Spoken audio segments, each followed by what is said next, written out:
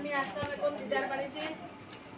অনেক দূর দিদার বাড়ি, এটা পাহাড়ি এলাকার মধ্যে দিদার ঘরে।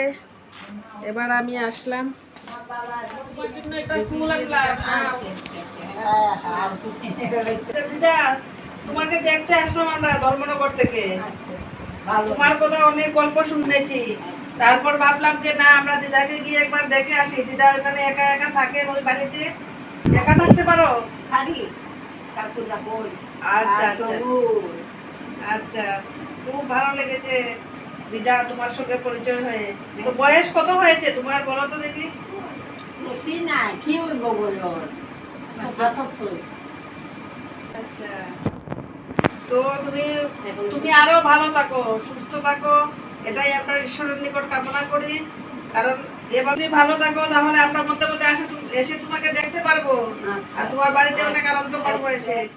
কেমন লেগেছে এই জায়গাটা? খুব ভালো লেগেছে, আমি তো দিদার সঙ্গে গল্প করছি।